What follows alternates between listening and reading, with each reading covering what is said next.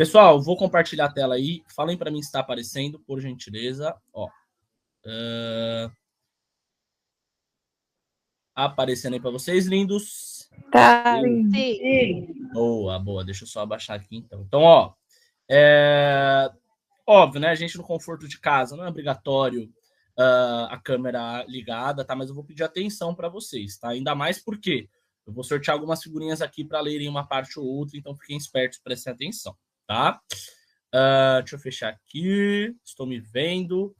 Bora nós então. Posso começar? Então tá, vou considerar que sim. Gente, o que acontece? As duas turmas, a turma 3 e 4, pararam no mesmo ponto comigo, né? Que a gente ainda não terminou a história do Brasil colonial, né? Então, na história do Brasil colonial, a gente chegou a ver o Brasil antes de Cabral, né? Então, como que se configurava a sociedade antes de Cabral? Então, a gente viu que existiam muitas populações indígenas, né? De 8 a 40 milhões de indígenas aqui no nosso país, diferentes tribos. Depois a gente viu aí o primeiro insumo explorado pelo Brasil, que foi qual? Vamos ver se vocês lembram. Pau-brasil. Muito bem, exatamente isso. Pau-brasil. Depois do pau-brasil, qual foi? Açúcar, não? Muito bem, o açúcar, exatamente. E aí, o que acontece? A Holanda invade o nordeste do Brasil e começa ela própria a produzir açúcar, que por sua vez gera uma concorrência para o Brasil, que era o principal produtor de açúcar. E o Brasil, vendo essa concorrência, a Holanda ganhando mais, precisa encontrar outra fonte de renda, né? Então, o Estado português começa a patrocinar um grupo de pessoas que são chamados bandeirantes, né? A gente já falou isso para vocês, para explorar o interior do Brasil, né? Até então, o Brasil ele era só explorado na região da costa, né? Então, a gente não conhecia muito no interior do Brasil. Então, os bandeirantes, eles são, digamos aí, entre aspas, patrocinados pela coroa portuguesa para desbravar o Brasil. E no meio desse processo de desbravamento, a cada região que eles iam conhecendo para o interior do Brasil, eles escravizavam os indígenas ali presentes. E a um certo ponto ali da exploração deles, eles acham ouro no nosso país, tá? Então a contextualização é essa que eu falei para vocês. O Brasil estava procurando novas fontes de riqueza. E aí os bandeirantes acham aí na região das Minas Gerais um lugar onde eles possam minerar, né? Então, extrair ouro, prata e metais preciosos aí, nessa lógica de metalismo também, que eu tinha explicado para vocês. Metalismo, para quem não lembra, é uma prática mercantilista que prevê o quê? A grandeza de uma nação ela pode ser medida através de quantos metais preciosos essa nação tem, tá? Pessoal, em dúvidas, vocês me param aí, tá? Se travar aqui minha ligação também, tá bom? Bom, então o açúcar ele deixa de ser a principal renda do Brasil, né? Ainda mais com a concorrência com os holandeses, e o Brasil começa aí um ciclo de explorar cada vez mais o ouro, né? Então ele volta-se aí à mineração, tá bom? Bom, o que acontece? Essa procura por ouro vai gerar alguns atritos entre alguns componentes da sociedade, e aí a administração colonial precisa atuar perante essas revoltas, tá? Então a gente vai entender cada uma delas, tá? Então, eu vou contar o contexto aqui do que a gente chama de Guerra dos Emboabas, tá? O que foi a Guerra dos Emboabas? A Guerra dos Emboabas foi o primeiro conflito relacionado aí à mineração, tá? Pensem comigo, Minas Gerais ela não era descoberta ainda, tá? Então as pessoas não conheciam Minas Gerais. Então, a partir do momento que os bandeirantes descobrem Minas Gerais, eles querem ser os únicos a explorar essa área, tá? Então, os bandeirantes ali, eles são chamados de paulistas também, tá? Porque eles partem aqui do estado de São Paulo. Então, eles acham a área de Minas Gerais e só eles querem explorar essa área. Mas pensem comigo, a partir do momento em que no Brasil surge a história de que há minas para serem exploradas, muitas pessoas vão querer ir para essas minas para explorar, né? Então, de um lado, a gente tem os paulistas, os bandeirantes, que foram os caras que descobriram as Minas Gerais, e a gente tem os emboabas. Os emboabas são os turistas, né, digamos assim, que vão para essa região também para conseguir minerar e ganhar dinheiro, tá? Mas isso gera um conflito entre pessoas, né, os bandeirantes, que acham que eles têm o direito, porque eles encontraram essa área, e os emboabas, que são as pessoas que vêm para explorar essa área, tá? Bom, em 1709 essa guerra acaba, tá? E a coroa toma posse da região. Então não vai agradar aí parte dos emboabas que estavam querendo explorar cada vez mais essa área, tá? Até aqui, gente, tudo bem? Vocês ficaram com dúvida? Eu posso falar alguma coisa? Dê um joinha para ir alguma coisa aí. Então tá bom. Então eu vou seguir aqui. Qualquer coisa vocês me param, tá? Pode falar, Jane.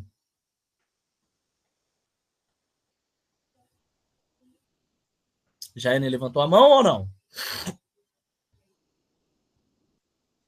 Tá bom, então eu vou seguir. Qualquer coisa vocês abrem o microfone aí e vão me falando, tá? Então, nesse contexto de exploração da mineração, muitos trabalhadores voltam-se a esse mercado de trabalho e a mineração se torna aí o principal componente econômico do país, tá?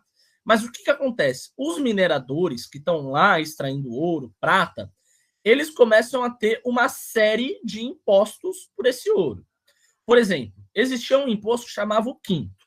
Então eu, Gabriel, vou lá, tiro 1 quilo de ouro, acho uma pedra de 1 quilo de ouro, que vai render muito dinheiro, mas desse 1 quilo de ouro que eu achei, 200 gramas, por lei, né, por determinação real, eram da coroa portuguesa.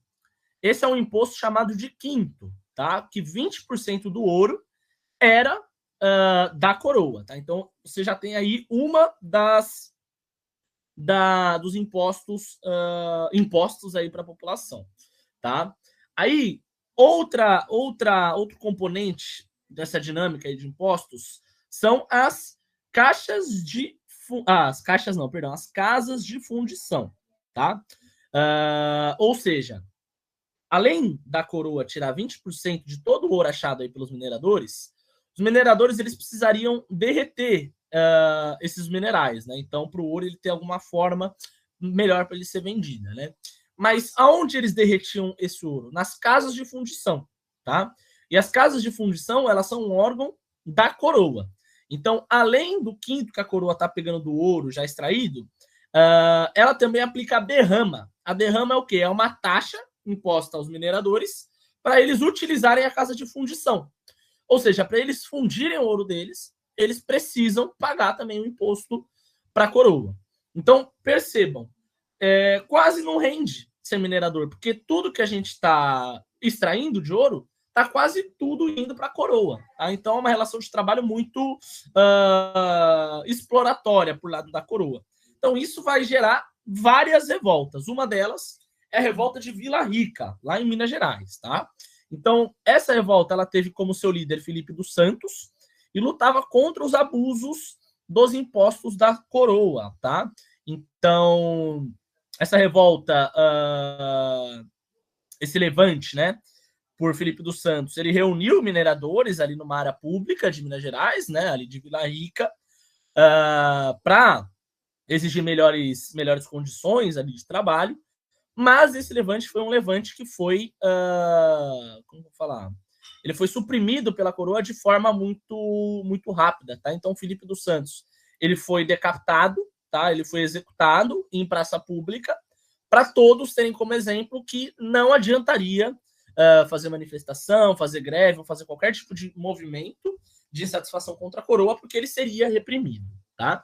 Então, isso mostra um pouco mais também como funcionava a dinâmica da coroa no Brasil, né? Lembra-se que aqui a gente ainda tinha uma relação de absolutismo, né? Figura do rei aqui governando, tá? Pessoal, sobre Vila Rica, ficou claro? Querem que eu volte, explique alguma outra coisa? Então tá bom. Vou seguir aqui então. Diga aí. Para mim não ficou muito claro como o Felipe Campos, tipo, ele se organizou com os não sei se posso falar que eles são meu Deus. Mineradores. É isso. Mineradores. Isso. Uhum. Ele se reuniu, tipo, como tipo, pra... Insatisfação. Isso. Uhum. Tipo, eu não entendi muito bem como... Sim. Então, o que acontece? Qual que é o contexto? O contexto é o quê? Os mineradores eles estão extraindo ouro, mas todo esse ouro extraído por eles, todo não, né? Mas grande parte desse ouro está sendo taxado, né? Então, a coroa, ela sem fazer nada, sem trabalhar, sem ir lá extrair o ouro, está taxando quase que 50% do ouro dos mineradores. Isso gera uma revolta em geral nos mineradores, na população toda. Perceba que nas áreas de mineração vão se criando cidades, tá? Vila Rica é uma das cidades mineradoras aí, né? Então, os mineradores organizados por Felipe dos Santos, que é esse cara aqui, ó, bem aqui, ó, em branco aqui, sendo levado aqui no centro da imagem. Então, Felipe dos Santos, ele organiza uma revolta em que os mineradores eles vão à sede do governo para protestar, entendeu? Então, basicamente, a revolta de Vila Rica é um protesto contra as taxas e os impostos da coroa, tá? E esses protestos eles foram liderados por Felipe dos Santos, tá? O que acontece? A coroa, por ser um governo absolutista, ela não aceita nenhum tipo de contraposição do seu governo. Então, o Felipe dos Santos era uma ameaça para a coroa. Não só Felipe dos Santos, quanto esse movimento, essa revolta de Vila Rica. Então, o que acontece? Eles pegam o líder da revolta de Vila Rica e matam ele em praça pública. Ou seja, a partir do momento que você mata o líder de uma revolta em praça pública, o que você diz para o povo? Povo, não se revoltem, porque esse vai ser o destino de vocês. Tá bom? Deu para entender? Ou não? Qualquer coisa eu volto. Deu para entender. Então, tá bom. Então, vamos seguir aqui. Então, nesse contexto aí de revoltas, lá em Portugal está acontecendo uma coisa diferente, tá? Então, a gente vai dar uma pausa por enquanto aqui na história do Brasil, a gente volta um pouco para Portugal. Portugal era um absolutismo, tá? Ou seja, o rei governava, mas a partir de um certo momento, e ainda mais com o avanço dos ideais iluministas, o iluminismo está virando moda na Europa, né, lá em 1800, no fim de 1700, tá? Meio de 1700. Então, as ideias iluministas são ideias modernas para um Estado, né? Então, a ideia de você ter a separação em 3 governos, a ideia de você ter uma economia organizada, ela está cada vez mais em voga, cada vez mais em moda na Europa, né? Porém, alguns estados eles continuam sendo estados absolutistas, ou seja, eles continuam tendo um rei. Isso, por sua vez, você ser um estado absolutista não é algo moderno, tá? Não é algo pensando aí nos ideais iluministas, moderno mesmo, né? É algo antigo. Tanto que o absolutismo ele é chamado de antigo regime, tá bom? Então, o que acontece? Nesse contexto, alguns reis, eles querendo modernizar os seus países, entre aspas, tá? Mas as suas nações, eles instauram o que a gente chama de despotismo esclarecido, tá? Ou ilustrado. Ele está escrito aqui, tá? No meio do texto, aqui na parte esquerda, tá? Então, o que é o despotismo ilustrado? Eles vendo a modernidade de novos governantes aí com ideais iluministas, de separação de estados, de igualdade, fraternidade, eles chamam um certo componente do governo, aqui no caso de Portugal, essa pessoa chama Marquês de Pombal, tá? Essa pessoa que está aqui no centro, para ser o primeiro-ministro. Ou seja, a gente vai ter a figura do rei, que continua sendo a centralidade política da nação, mas a gente vai ter a figura do primeiro-ministro, que no caso aqui é Marquês de Pombal, tá? Por que a gente chama de déspota? Marquês é um déspota. Porque ele é um iluminista, ele tem ideais iluministas, mas trabalhando num governo absolutista, tá? Então ele era meio que um cara do contra, tá bom? Ele vinha com ideais modernos, mas trabalhando em um governo super atrasado, tá? Então isso é um despotismo esclarecido, tá? Ou um despotismo ilustrado. Então Pombal, ele vai começar várias medidas para modernizar o Estado de Portugal, tá? Uma dessas medidas aí que Pombal ele vai ter é o quê? A expulsão dos jesuítas do Brasil. Então lembra que eu falei para vocês lá no começo da aula que os jesuítas eles vieram para o Brasil em apoio com a coroa, né, em um acordo aí com a coroa, para evangelizar novos povos, ou seja, eles queriam mais fiéis. Mas o que acontece? Vocês lembram quando a gente teve a aula de iluminismo, que um dos ideais do iluminismo era o quê? A separação do governo da igreja, né? É o que a gente chama de governo laico, tá? Então a gente não... O iluminismo, ele prevê o quê? Que exista um governo, mas que ele não seja influenciado por ideais religiosos, né? A razão, a fé, o racionalismo. Lembram disso? Então, o que acontece? Pombal, ele expulsa os jesuítas do Brasil. Por quê? Porque ele quer uma educação... os jesuítas, eles eram como se fosse a educação aqui no nosso país. Então, eles educavam os indígenas, né? Então, ele quer uma educação o quê? Laica. Uma educação que não tenha viés religioso. Uma educação que promova mais os ideais o quê? De Portugal. Tá? Então, essa é uma das principais medidas aí da era Pombal aqui no Brasil. Além disso, no período pombalino também, a gente tem a mudança de capital. Tá? Então, a capital antes, ela ficava lá... já passo a voz, tá, Aguinaldo? A capital, ela ficava lá em Salvador. E aí a capital, por conta da exploração do minério aqui no Sudeste, ela vem pro Rio de Janeiro, tá bom? Pode falar aí, Aguinaldo. E professor, tirando uma dúvida aqui rápida, mas por que ele se chama Pombal, mano? Feio, né? Mas então, Pombal é como se fosse não é sobrenome, não. Ó, o nome dele, na verdade, é Sebastião José de Carvalho e Melo. Não me pergunte por que ele chama Marquês de Pombal, tá? Mas tem várias pessoas... Porque eu jurava que ele tacava umas pombas nos outros aí, sei lá. Que ele não é o caso aqui, tá? Mas enfim. Sara, pode falar. Tá, quando você falou que ele... ele não expulsou... Não, na verdade eu não entendi muito bem. Você falou que ele tirou os jesuítas, porque ele queria uma... Ele não queria, tipo, uma educação religiosa, Isso. mas um viés... Mas ele... Não entendi muito bem. Como Que assim assim, ele fez um viés? vamos lá. Qual que é a ideia? Lembrando, o rei, ele é uma figura absolutista, né? Então, por sua vez, o rei sendo absolutista, ele não tem ideais iluministas, né?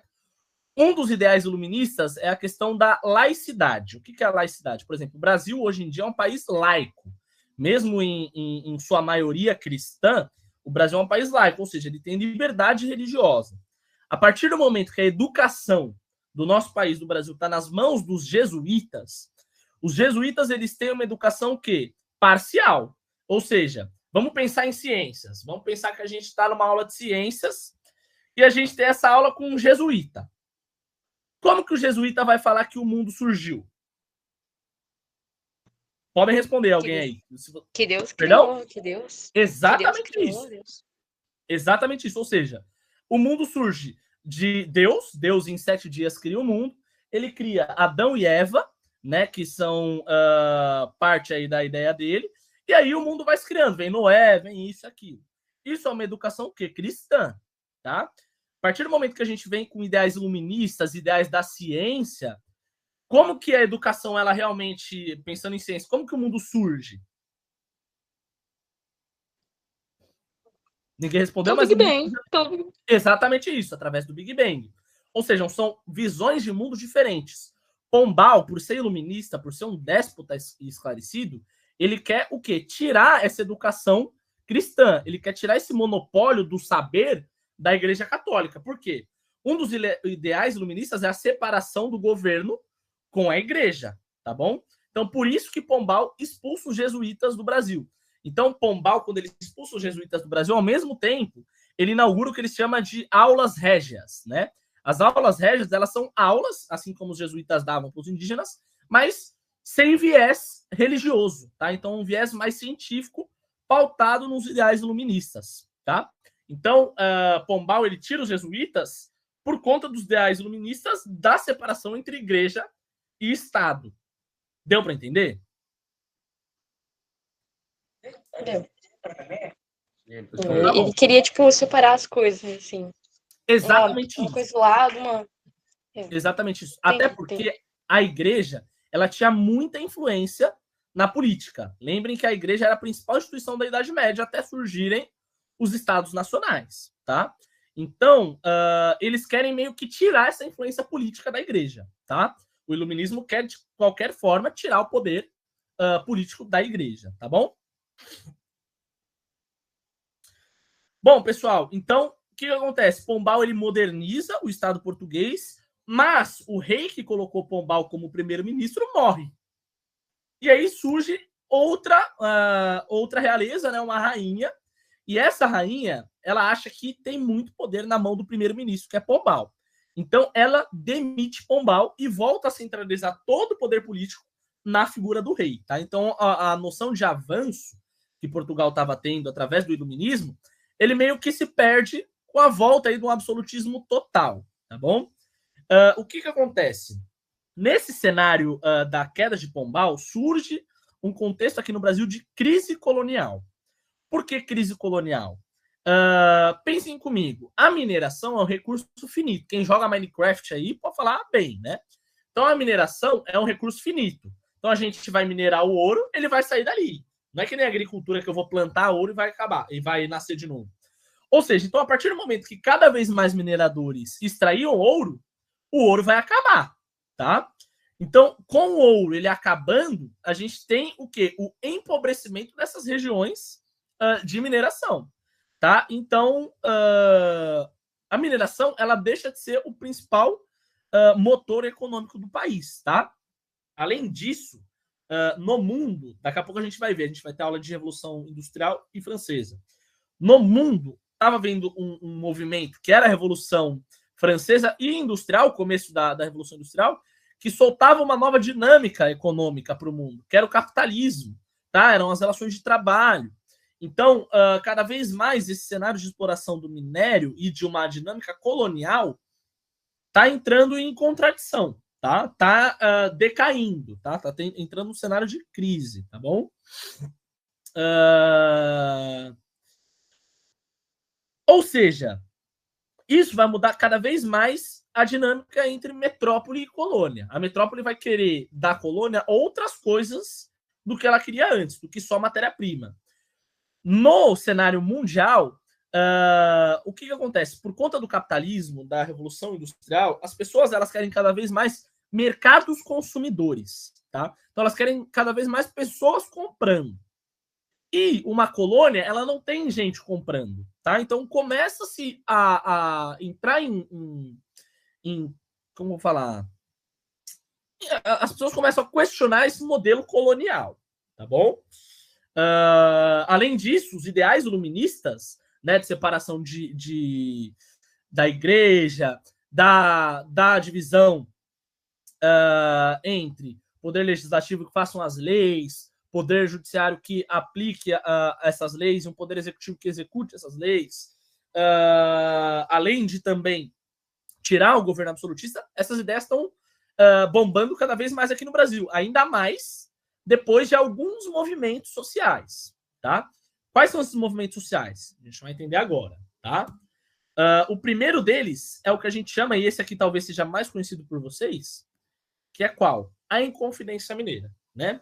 Então a gente tem aqui no Brasil o que a gente chama de feriado de Tiradentes, né? Todo mundo adora esse feriado de Tiradentes, que é um feriado que muita gente não sabe por que é, mas é um dia que a gente deixa de ir para a escola e eu deixo de trabalhar, né? Então é uma delícia. Feriados que tenham mais. Inclusive, quando eu for presidente, votem em mim, escala 2/5. Você trabalha 2 dias e descansa 5, tá? Vamos lá. Inconfidência Mineira. Então, o que é Inconfidência Mineira? Inconfidência Mineira, ela surge no mesmo ano da Revolução Francesa, tá? E o que acontece? Por conta, novamente, então, lembrem lá, as revoltas elas começaram em Vila Rica por conta do quê? Dos impostos. Então, cada vez mais a coroa vai dando impostos aí para os mineradores pagarem. Eis que a elite dos mineradores, então, a aristocracia ali mineradora, então quem tinha conseguido mais dinheiro, quem tinha conseguido mais poder ali nas regiões, inspirados pelos ideais iluministas e também por alguns movimentos como a Revolução Francesa e a independência dos Estados Unidos, ou seja, os Estados Unidos era uma colônia da Inglaterra lá na América do Norte, e ele passa por um processo de independência em 1776. Ou seja, o Brasil vendo que, ou os brasileiros que aqui viviam, os nascidos no Brasil, vendo que uma colônia deixou de ser colônia de uma metrópole, eles olham para esse movimento e falam assim, bom, dá para o Brasil deixar de ser colônia também de uma metrópole que é Portugal. Tá? Ou seja, vamos começar a lutar por quê? Por uma independência do Brasil de Portugal. Então surge essa ideia de independência, tá? Do fim do absolutismo, que é uma ideia iluminista, tá? E uma independência do Brasil. Então eles querem um Estado brasileiro, tá bom? Esse movimento ele é liderado por Tiradentes, tá? Tiradentes, ele era Tiradentes por quê? Porque ele era dentista, tá? Então, o que acontece? Tiradentes, ele, através também, ele organizando o movimento de independência, ele ameaça novamente a coroa. A coroa não quer que o Brasil seja um país independente. Mas, promovendo ideais de independência, de um país independente, Tiradentes e a corja, ali, a aristocracia, eles não querem o quê? Acabar com o escravismo, tá? Ou seja, a Inconfidência Mineira é um movimento de independência sobre Portugal, mas que quer continuar tendo escravos. E é importante ressaltar também, a Inconfidência Mineira, ela também é um movimento que elitista. Aqui não participa o povão, participa a elite, tá? Então, meio que a burguesia do Brasil. Então, a elite quer uma independência de Portugal e continuar também com o modelo escravista, tá? Então, mesmo que seja um movimento muito importante para o Brasil, querendo a independência, há um feriado hoje em dia, é um movimento também escravista. Tiradentes era um escravista, tá bom? Então é importante deixar isso claro. Alguém tinha levantado a mão aí, gente? Ninguém? Então tudo bem. Deu para entender em Inconfidência Mineira, gente? Que era um movimento de independência liderado por Tiradentes, mas que era pela elite e um movimento escravista? Ok, então. Então, surge também um outro... importante falar, coroa reprime esse movimento, mata Tiradentes, decapita Tiradentes em praça pública também, para ele servir de exemplo que não haverão aí revoltas no nosso país, tá? Nesse contexto, surge um movimento muito parecido com a Inconfidência Mineira, mas lá na Bahia, tá? Que é a famosa Conjuração Baiana, ou também conhecida como Revolta dos Alfaiates, tá? Acontece em 1798. Mesma coisa do que a Inconfidência Mineira. Então é um movimento que quer a independência do Brasil de Portugal. Mas diferente da Inconfidência Mineira, ele não é um movimento feito pela elite. Ele é um movimento feito pelo povão, tá? E por sua vez, sendo um movimento feito pelo povão, ele é um movimento que exige o quê? O fim da escravatura, tá? O fim da escravidão. Lembrando que a escravidão é um modelo que vai totalmente contra os ideais iluministas, tá? O ideal iluminista, ele prevê o quê? Liberdade. A escravidão não tem liberdade, tá? Então, a Conjuração Baiana, indo também aí de acordo com os ideais iluministas, quer uma independência e uma abolição da escravidão. Tudo bem? Deu para entender aqui? Alguma dúvida? Então, tá bom, bora nós. Então, o que acontece? Deixa eu dar uma pausa novamente aqui em Brasil, tá? Então, vocês percebem o quê? Aqui no Brasil, a gente estava com um ambiente muito efervescente, né? A gente estava com um país cheio de revoltas e questionamentos se ainda fazia sentido ser uma colônia de uma metrópole. Por quê? Porque a gente já tinha uma vida sendo feita aqui no Brasil. O que acontece? Lá em Portugal, lá na Europa, está havendo um movimento que faz a coroa de Portugal deixar Portugal e vir para o Brasil, tá? Então, o que acontece? Em 1808, um cara chamado Napoleão Bonaparte, líder ali até então da França, decide invadir Portugal. Por quê? Porque Portugal era uma nação amiga da Inglaterra. E eu já falei isso para vocês, a Inglaterra era uma dos maiores rivais da França, tá? Então, por eles serem amigos, Napoleão fala, ó, vou invadir Portugal, da Inglaterra. E aí ele invade Portugal. A coroa portuguesa, sabendo da invasão de Napoleão Bonaparte, não fica em Portugal. Ela tendo o Brasil como colônia, ela fala, eu não vou esperar ser dominada por Napoleão. Então eles fogem de Portugal e vêm para o Brasil. Ou seja, percebam, o Brasil sendo uma colônia, tem o rei da metrópole no seu território. Ou seja, o rei deixa de viver em Portugal e começa a viver na colônia. Isso por si só meio que acaba com o colonialismo. Por quê? Porque a gente tem a realeza aqui. Ou seja, a gente tem um rei aqui, tá? Então, como eu falei para vocês, Napoleão invade Portugal e Dom João VI traz toda a família real aqui para o Brasil, tá? Além de trazer a família real para o Brasil, ele conta com a ajuda da Inglaterra no translado atlântico. Ou seja, para se defender aí de um eventual ataque de Napoleão Bonaparte nesse translado entre Portugal e Brasil, Portugal conta com apoio náufrago, o apoio de muitos navios ingleses, tá? Então, a partir do momento que eles chegam aqui no Brasil, Portugal automaticamente quebra o pacto colonial. Lembrando, o que é o pacto colonial? O pacto colonial é um pacto em que prevê que uma metrópole extraia tudo de uma colônia, mas o que seja uma relação, como que eu vou falar para vocês, exclusiva. Brasil só negocia com Portugal, e Portugal também só consegue matéria-prima do Brasil. Então, a partir do momento que a coroa chega no Brasil, ele quebra esse pacto colonial. Ou seja, o Brasil agora ele vai abrir os seus portos para nações amigas. Ou seja, o Brasil vai fazer comércio com outras nações. Acaba com o pacto colonial. Então, o Brasil, ainda não oficialmente, tá? Mas ele deixa de ser uma colônia, tá? Por quê? Por conta dessa vinda da família real aqui para o nosso país, tá? Então, pensem comigo, em 1808, o Brasil, que era uma colônia, inteiro. Ou seja, não faz tanto sentido o Brasil ser uma colônia, né? Pensando nisso e também no clamor popular, em 1815, Dom João VI promove o Brasil a Reino Unido de Portugal. Então, o Brasil ele não é mais uma colônia. Em 1815, o nome do Brasil é Reino Unido de Portugal. Ele é uma das províncias do Reino Unido, mas de Portugal. Então, o Brasil ele foi o Reino Unido, tá? Mas de Portugal. Deu para entender até aqui, gente? Alguma dúvida? Nenhuma dúvida? Dá um joinha aí para mim, se deu para entender. Ok. A gente vai entender melhor na próxima aula, tá, o que vai estar acontecendo com o Brasil, mas é importante falar. Existe uma revolta lá em Portugal que a gente chama de Revolução do Porto. Pensem comigo. Os portugueses lá em Portugal, eles estão sem o seu rei, sem o seu presidente. Imagina nós aqui no Brasil, independente do político que você apoia, seja Lula ou seja Bolsonaro, o nosso presidente, ele não está no Brasil. Ele não governa do Brasil. É meio estranho, né? Então, o que acontece? Portugueses, eles vão fazer uma revolta, uma revolução lá em Porto, na cidade do Porto, exigindo a volta do rei para Portugal. Não tem sentido a gente ter um rei no Brasil. E aí, isso faz com que Dom João VI volte a Portugal, mas deixe aqui Dom Pedro, seu filho, meio como regente do nosso país, tá? E aí, o que acontece? Nesse cenário da volta de Dom João VI para Portugal, os brasileiros eles começam a ficar meio que em choque no quê? Bom, o rei está voltando para Portugal, o Brasil vai voltar a ser colônia. Então, a população brasileira pede cada vez mais o quê? Uma independência do Brasil de Portugal. Porque o Brasil não quer voltar a ser colônia.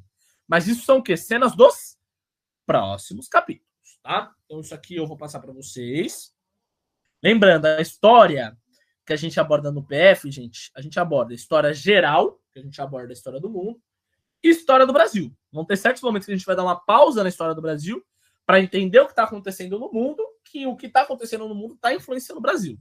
E esse momento vai ser agora. Tá? A gente vai dar uma pausa aqui na história do Brasil para entender o que está acontecendo no mundo para depois voltar para a história do Brasil. Tá? Então, objetivos aqui da aula, até para a gente correr, como a gente tem alguma outra aula aqui, eu vou deixar para vocês, no estudo de vocês reverem os objetivos e verem se vocês entenderam. Tá? A aula lá só vai ser completa quando vocês entenderem cada um desses objetivos. Tá? Pessoal, tudo bem com o Brasil colonial? Alguma dúvida? Vocês querem que eu restabeleça algum tema aqui? Fale de alguma coisa? Ou podemos seguir? Professor, eu quero ouvir diga aí. Você falou que Portugal e Inglaterra, talvez eu vi errado, mas eles são, tipo, não, Inglaterra e França tipo, são tipo, parceiros, são tipo amigos. Inimigos. Nossa, mano. Tá, entendi. Ó, o que acontece? Vamos pensar. Falei muito rápido. Tá, vamos lá. A gente vai entender melhor agora na aula de Revolução Francesa, tá?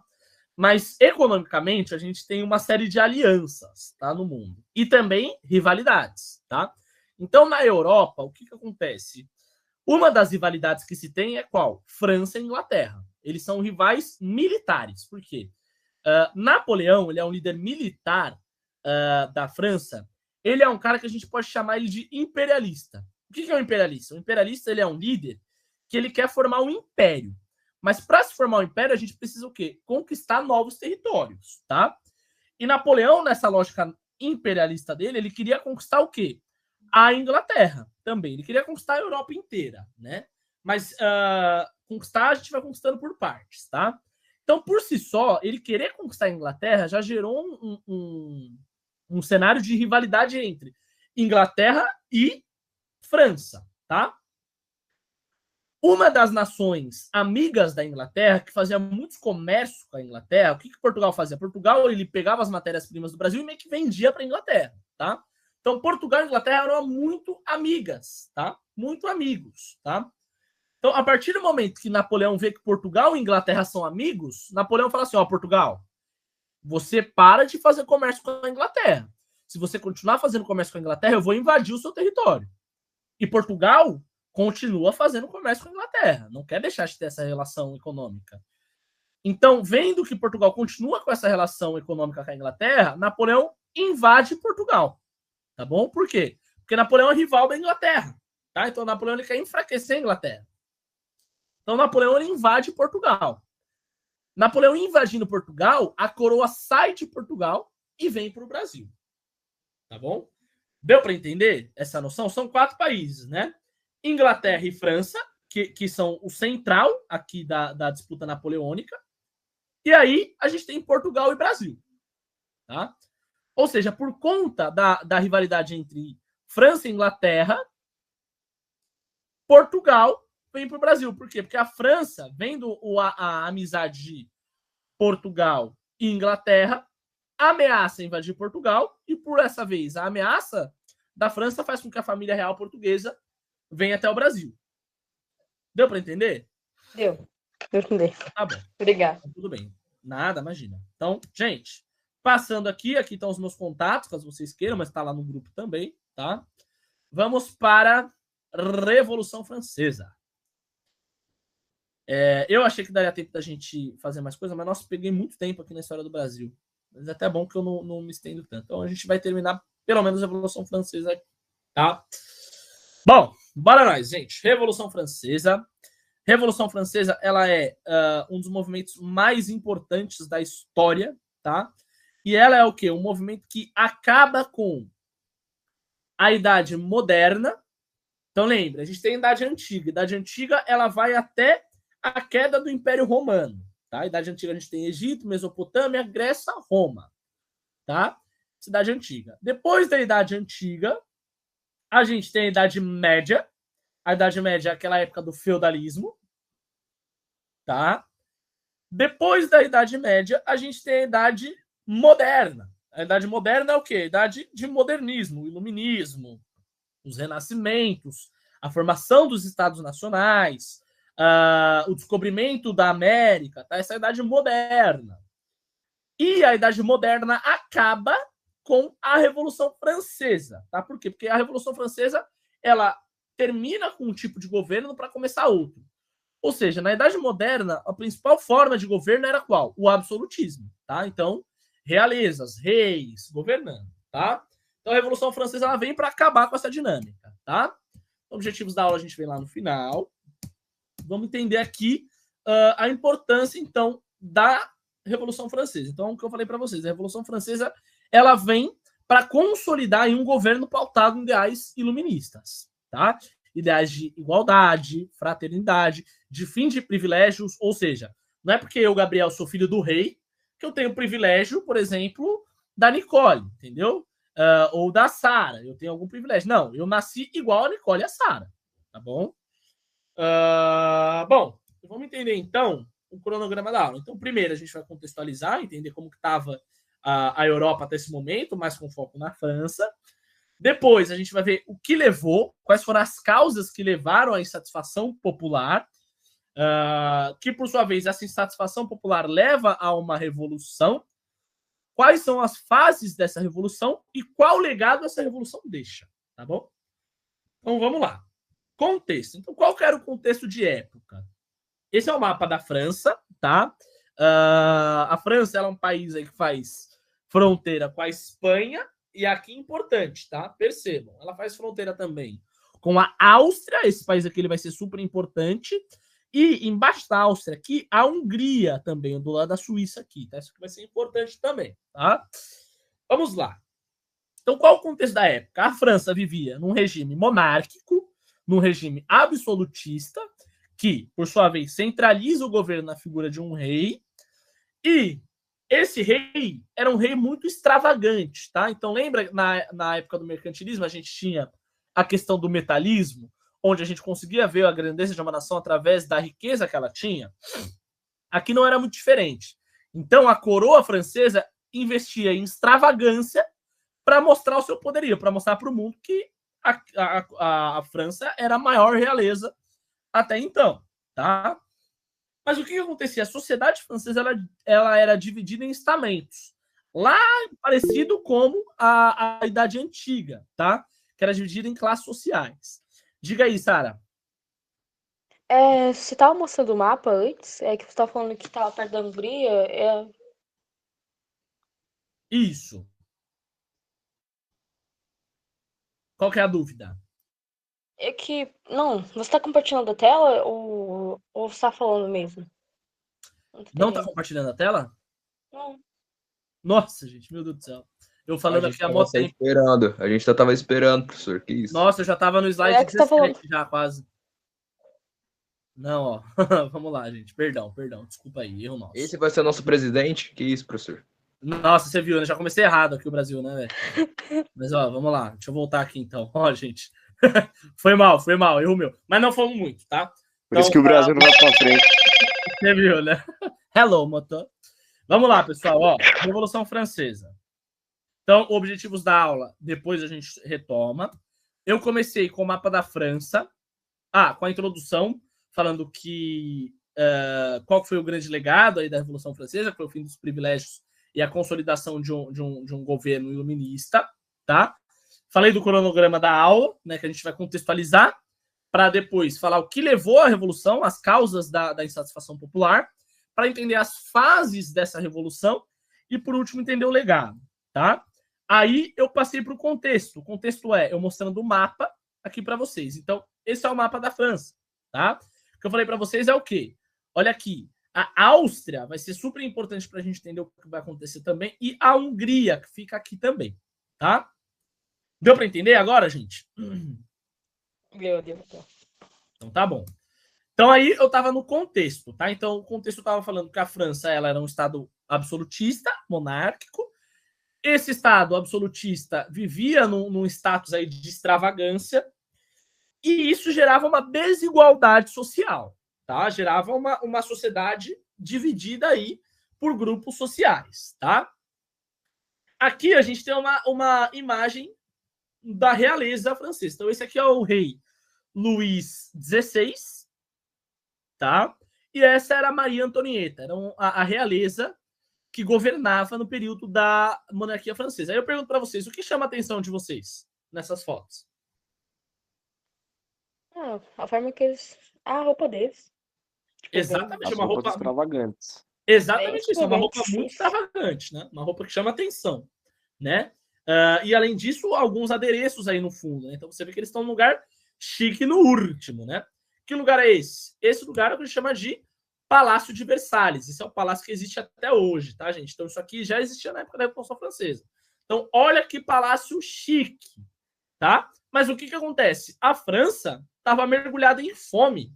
Ou seja, você vê uma realeza assim, um palácio assim, e uma população passando fome, gera meio que um questionamento, né? Ué, será que as coisas estão certas? O meu rei ele não passa fome, ele tem roupa chique, ele vive num lugar chique, mas toda a população está passando fome. Meio estranho, né? Bom, quais eram as classes sociais da França? No topo da pirâmide estamental, a gente tem a família real, tá? Que ela é intocável lá. E aí a gente começa a ter as classes sociais, tá? A França ela é dividida, até então, no que a gente chama de 3 estados, tá? O primeiro estado é o que a gente chama de clero. O clero são membros da igreja, tá? Então lembra, o absolutismo ele é muito afincado com a igreja, tá? Então, a gente tem o clero, 1% da sociedade. É o que a gente chama de primeiro estado. O segundo estado é a aristocracia, ou seja, a nobreza. A aristocracia, para quem não lembra, são as classes mais poderosas da sociedade. Então, a aristocracia e a nobreza. Mas pensem, o clero, que é o primeiro estado, mas a aristocracia, que é o segundo estado, somados, eles dão 3% da população. Tá? O povo é 98% da população. O povo aí são os burgueses, que estão que tem comércios ali, a classe média, mais ou menos, trabalhadores e cidadãos comuns, tá? Então, são 3 estados. Clero, primeiro estado, 1% da população. Aristocracia, segundo estado, 2% da população. E povo, terceiro estado, 98% da população, tá? Essa é uma imagem que sempre cai em vestibulares e vestibulinhos. Alguém só olhando essa imagem quer tentar falar o que ela representa, o que ela ilustra? Vocês observam olhando essa imagem aí? O que chama a atenção de vocês? O que chama atenção é parece que os não sei, é o aristocrático e a parte e o clero parece que tá não sei, de alguma forma usando o moço que tá embaixo. Exatamente isso. Exatamente isso. Levantar a mão pode falar também, gente. Eu diria que parece que o clero e a monarquia sempre tá acima do povo, que seria os trabalhadores. E também diria que essa pintura pode dizer que o povo sempre vai carregar o clero e a monarquia nas costas, como se ele sempre fizesse tudo, sabe? Exatamente isso. Vocês duas estão certas, tá? Essa imagem caiu num vestibulinho, tá? Não lembro se há uns 3 anos atrás, e ela perguntava o que essa imagem representa. Gente, aqui é uma representação ilustrada dos 3 estados, tá? Ou seja, a gente tem o primeiro estado, que é quem? O clero. Olha aqui a figura, a cruz, tá? O clero. Aí a gente tem a nobreza. Em cima de quem? Do terceiro estado. Ou seja, o terceiro estado, que é o povo, os trabalhadores, estão sustentando o primeiro e o segundo estado, tá? Por quê? Porque todos os impostos da França iam para o terceiro estado e não para o primeiro e para o segundo. Então, a nobreza e o clero não pagavam impostos na França, tá?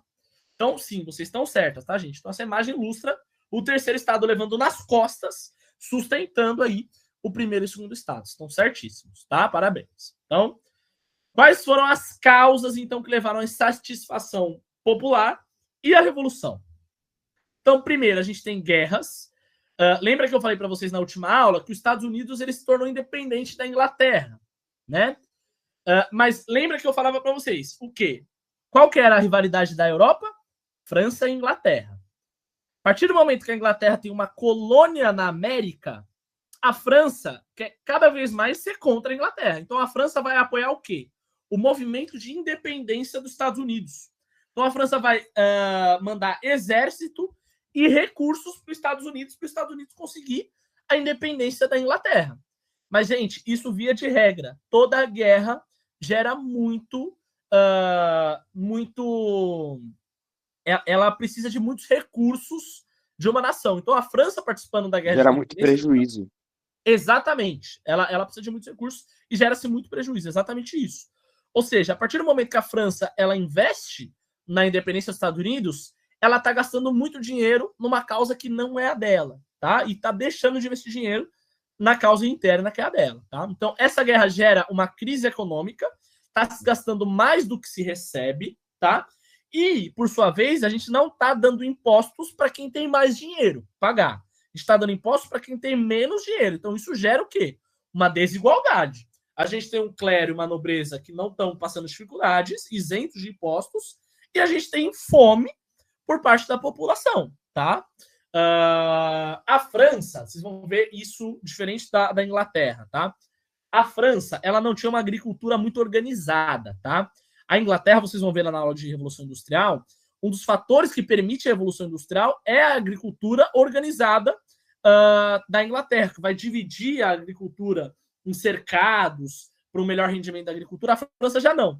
Então a França ela dependia o quê? De uma safra muito boa.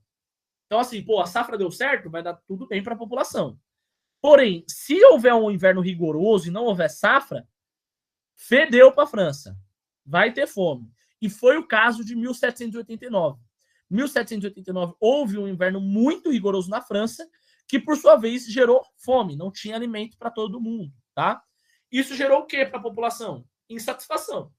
Nosso governo está investindo em causas externas, está deixando de pedir impostos de quem mais tem, não está dando alimento para a população e, além disso, a gente tem bombando cada vez mais, por conta lá da imprensa de Gutenberg, lá do Renascimento, o quê? Ideais iluministas, questionando o quê? Essa dinâmica absolutista. Realmente, é moderno o absolutismo ele está realmente querendo melhores condições para a população ou para a realeza, tá? Então, isso são causas aí que geram essa insatisfação, que é a Revolução Francesa. A Revolução nada mais é do que da população indo à rua e tomando o poder com suas mãos, tá?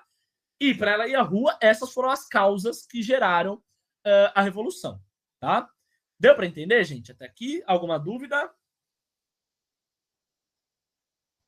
Então, bora, vou seguir. Diga. Você falou Calma.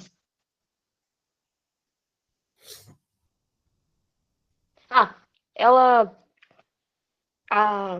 Em si, eles... Tinha questão que eles não estavam... não estavam concentrando, tipo, o dinheiro deles no seu próprio conflito, que era com a Inglaterra. E eles tinham um prejuízo, como já falou. E a França não estava... A França não estava, tipo, não tava dando atenção para as pessoas em si, mas... Não, isso. Na questão do taxamento, desculpa, é o segundo. Além da fome que ele teve um inverno que não deu. Qual o segundo mesmo? Eu não entendi direito o segundo. Tá, perfeito. Então, foram alguns fatores. O primeiro foi o investimento em uma guerra que não era da França, que era a independência dos Estados Unidos, que mobilizou muito recurso para a França, porque a gente precisa alimentar o exército, a gente precisa levar exército para outro continente. Então, isso já gerou um déficit muito grande para a França, tá? O outro era o quê? Falha nos impostos, tá? A nobreza e o clero não tinham impostos, ou seja, a França já sem dinheiro não conseguia dar impostos para quem mais tinha dinheiro. Por quê? Porque se ela desse impostos para a nobreza e para o clero deixaria de apoiar o absolutismo, entendeu? Então ela não dava isso. Então esse é o segundo fator. O terceiro é a fome, tá? Por conta da safra, que foi uma safra negativa, gera-se fome na população e a população com fome se revolta. Deu para entender? Ficou meio confuso ainda. Tá, perfeito. Vamos lá, então. Lembrando, existiu o absolutismo, né, que é a figura do rei governando a França. E esse absolutismo é um absolutismo que extravagante. É um absolutismo que mostra o que para a população? Que gasta muito dinheiro, tá? Então, além deles gastarem muito dinheiro com extravagância na própria realeza, então vestes, um palácio enorme, eles também estão gastando dinheiro numa guerra que não é da França. Ou seja, está se gastando muito dinheiro. A França gasta muito dinheiro. Mas como a França, um país que está gastando muito dinheiro, é um país que tem fome. Ó, gente, acho que alguém está com o microfone ligado aí, hein? Deixa eu ver. Meu Deus, gente. Boa. Deixa eu pausar. Vocês estão ouvindo ou sou eu?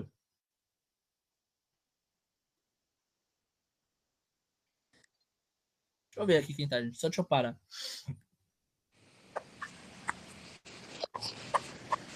É só eu, gente? Tô ouvindo ou vocês também? Seu Iago, depois fecha o microfone aí, lindão. Tá, então voltando. Não, professor, eu liguei agora. Só liguei sem agora, problema, tava desligado, sem problema. Então, o que acontece? A França tá gastando muito dinheiro. Aí, ó, ligou de novo.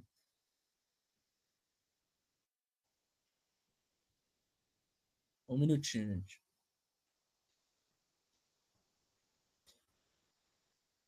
Ah, entendi, pessoal. Calma aí, um minutinho. É que eu tô ouvindo, na verdade. Deixa eu tirar daqui, ó. Era mesmo. Tá interferência no meu fone. Para acabar a aula, então, só para tirar a dúvida da colega. Lembrando, França gastando muito dinheiro e fome. Não é contraditório o seu governo gastar muito dinheiro, mas muito dinheiro, e sua população está passando fome? Ou seja, nesse cenário da população está passando fome, vendo que existe um palácio muito grande, existe uma realeza que não passa fome, tem roupas de luxo, que está investindo em outra guerra, isso gera para a população o quê? Cara, eu vou lá na sede do governo e vou reclamar, meus filhos, por que vocês não estão gastando dinheiro com a gente? A gente está passando fome. Então, isso está gerando o quê? Insatisfação popular, tá? Apoiado por um ideal iluminista, que é um ideal que prevê um governo aí que coloca a população no centro dos seus interesses, tá? Então, isso gera uma insatisfação para a população da França, tá? Deu para entender ou não? Porque senão eu volto ainda. Sara, deu para entender? Deu. Mas a questão do taxamento que você falou que não tava. É que não tá. A parte específica que eu não entendi é que você falou que não taxavam o clero e a nobreza porque eles não seriam mais absolutistas? Essa parte que eu não entendi. Boa, entendi, Sara, entendi. Então, qual que é a cena?